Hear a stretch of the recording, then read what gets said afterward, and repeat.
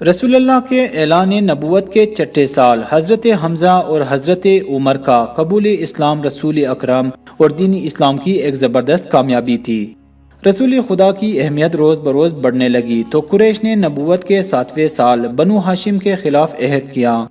انہوں نے بنو ہاشم کے خلاف، جن میں حضرت بھی شامل تھے، ہر قسم کے تعلقات منقطع کرنے کا فیصلہ کر لیا۔ چنانچہ بنو ہاشم کے سارے افراد ایک درے میں چلے گئے جس کا نام شعیب ابی طالب پڑ گیا۔ زندگی کی تمام ضروری اشیاء مثلاً اجناس وغیرہ کی خریداری کا سلسلہ بند رہا۔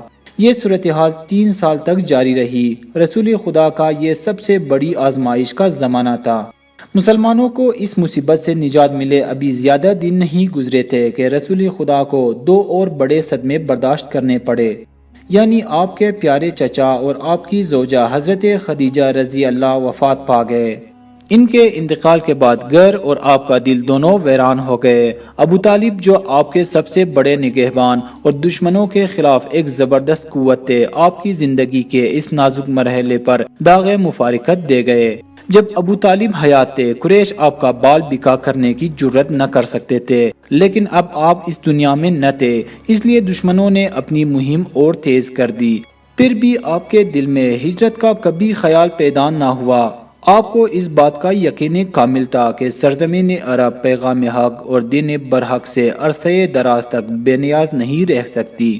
آپ قریش کی اظہار ثانیوں سے تنگ آ کر تبلیغ کے لیے طائف تشریف لے گئے۔ 10 دنوں تک آپ نے یہاں قیام کیا اور تبلیغ کا سلسلہ جاری رکھا۔ اگرچہ اکثر صاحب ثروت لوگ آپ سے ملنے اور آپ کا پیغام سننے آئے، لیکن کوئی بھی ایمان نہیں لایا، بلکہ آپ کا مذاق اڑایا اور وہاں کے غنڈوں نے آپ کو ذلیل کر کے وہاں سے چلے جانے پر مجبور کیا۔ جب آپ مکہ جانے کے لیے تیار ہوئے تو ان لوگوں نے اتنے پتھر برسائے کہ آپ کے جوتے تک خون آلود ہو گئے۔ طائف سے مایوس اور دل برداشتہ ہو کر حضور اکرم جب مکہ واپس آئے، بظاہر ہر طرف تاریکی نظر آ رہی تھی، لیکن کہیں سے شعاع امید اچانک پھوٹ پڑی اور اسلام کا ایک نیا دور شروع ہونے کے اسباب پیدا ہونے لگے۔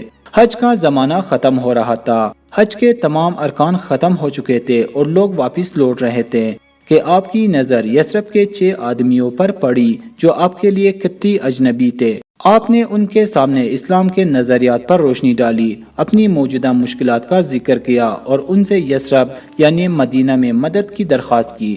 اس کے جواب میں ان لوگوں نے آپ کے دین پر ایمان لانے پر آمادگی ظاہر کی، لیکن چونکہ وہ خود خانہ جنگیوں میں مبتلا تھے، اس لیے وہ کسی قسم کی مدد کا وعدہ نہ کر سکے۔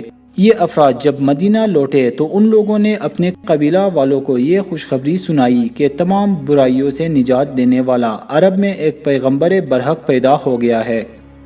یہودیوں کو پہلے ہی آپ سے ہمدردی تھی، اس لیے کہ آپ کی بہت سی باتیں ان کی مقدس کتاب کے مطابق تھی۔ دوسرے سال جب پھر حج کا زمانہ آیا تو حضرت بھی اس موقع کا بے چینی سے انتظار کر رہے تھے۔ آپ اپنی مخصوص جگہ پر موجود تھے۔ مدینہ کے 12 وفادار افراد کی ٹولی بھی مکہ آئی۔ ان میں سے 10 قبیلہ خزرج سے متعلق تھے اور 2 اوس قبیلے سے۔ ان تمام لوگوں نے ایمان لا کر رسول خدا کے دست مبارک پر بیعت کی اور یہ عہد کیا کہ سوائے خدا کے ان کے سر کسی اور کے آگے پرستش کے لیے خم نہ ہوں گے۔ اسی کو بیعت عقبہ اولیٰ کہتے ہیں۔ بیعت عقبہ اولیٰ کے دوسرے سال مدینہ سے بہت لوگ حج کے لیے آئے اور ان میں سے 70 مسلمانوں نے عقبہ کے مقام پر حضور صلی اللہ علیہ وآلہ وسلم کی بیعت کی اور مدینہ آنے کی دعوت دی۔ اسے بیعت عقبہ ثانیہ کہتے ہیں۔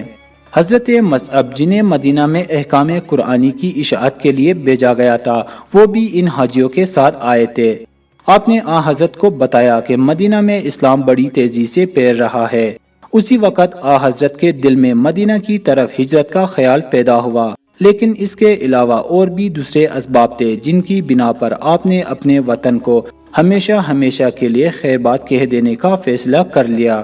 مکہ ایک خشک اور پہاڑی زمین ہے۔ اس شہر نے اپنے باشندوں پر کافی گہرے اثرات چھوڑے تھے، اس لیے کسی اہم شے یا واقعہ پر غور و خوض کرنا یا سنجیدگی سے سوچنا ان کے بس کی بات نہ تھی۔ وہ زیادہ تر گرم مزاج فطرت کے مالک تھے۔ یثرب اس کے برعکس ایک زرخیز زمین تھا جہاں پر ہر قسم کی سبزیاں پیدا ہوتی تھی۔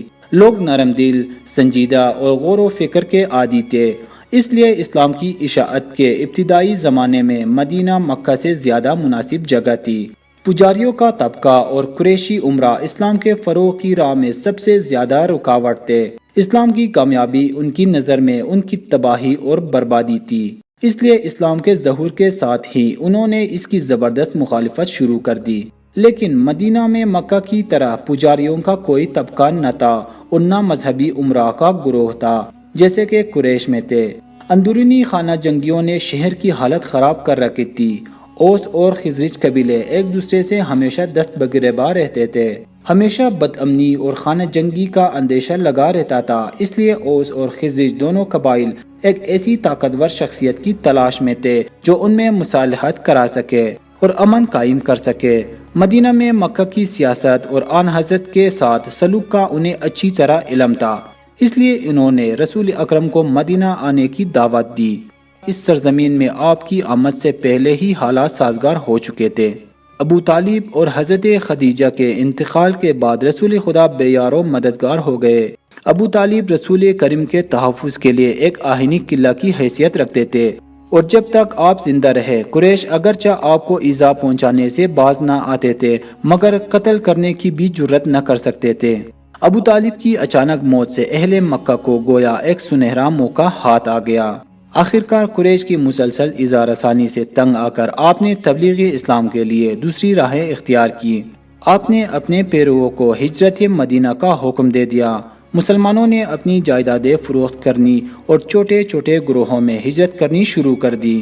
جب قریش کو اس کی اطلاع ہوئی تو وہ انتہائی برہم ہوئے اور آن حضرت کو قتل کرنے کا منصوبہ بنانے لگے۔ آن حضرت کو وقت سے پہلے ہی اس کی خبر ہو گئی۔ جب خطرہ سر پر آ گیا تو آپ نے بھی مدینہ کو ہجرت کرنے کا فیصلہ کر لیا۔ یہ ہجرت انتہائی غور و فکر کے بعد عمل میں آئی۔ شام کے دھندلکے میں حضرت ابوبکر رضی اللہ کے ہمراہ اور حضرت علی علیہ السلام کو اپنے بستر پر چھوڑ کر آن حضرت گھر سے نکل پڑے اور غار سور میں جو کہ مکہ سے زیادہ دور نہیں تھا پناہ لی۔ جو لوگ آن حضرت کے قتل پر مامور ہو گئے تھے جب ان کے بستر پر حضرت علی کو پایا تو وہ سخت حیران ہوئے اور فوراً ہی تعاقب میں روانہ ہو گئے، مگر کوئی سراغ نہ پا سکے۔ 3 دن کی پناہ گزینی کے بعد آن حضرت ابوبکر کو ساتھ لے کر غار سور سے نکلے اور 8 دنوں کے بعد 2 جولائی سن 622 عیسوی کو رسول کریم بخیر و عافیت مدینہ پہنچے۔ اس کے تیسرے دن حضرت علی بھی وہاں جا پہنچے۔ اسی واقعے کو ہجرت سے تعبیر کرتے ہیں اور اسی زمانے سے مسلمانوں کا ایک نیا دور ہجری شروع ہوتا ہے۔ آن حضرت کی زندگی کا یہ ایک انتہائی انقلاب انگیز دور کہا جا سکتا ہے جب مکہ چھوڑا اور مدینہ میں قیام کا دور شروع ہوا۔ مدینہ میں رسول خدا نہ صرف ایک رہبر اور رہنما کی حیثیت رکھتے تھے بلکہ وہ جمہوریہ اسلام کے صدر بھی تھے۔ مدینہ میں بتدریج آپ کی طاقت اور اقتدار میں اضافہ اور اسلام کا دین بدین بول بالا ہوتا گیا۔ اس جگہ آپ کو انتہائی سکون کے ساتھ اشاعت اسلام کے مواقع ملے۔ رسول خدا تصورات اور خوابوں سے نکل کر ایک سیاسی مدبر اور رہنما کی شکل میں نظر آئے۔ اب تک مذہبی پیشوا کی حیثیت سے متعارف تھے، اب دنیا نے انہیں ایک عظیم مدبر اور سیاستداں کی حیثیت سے بھی مان لیا، اس لیے کہ اسلام تصور اور تخیل کے حسین امتزاج ہی کا نام ہے۔ عقلی اقساط کو دیکھنے کے لیے چینل کو سبسکرائب کرنا نہ بھولیے۔ اللہ حافظ۔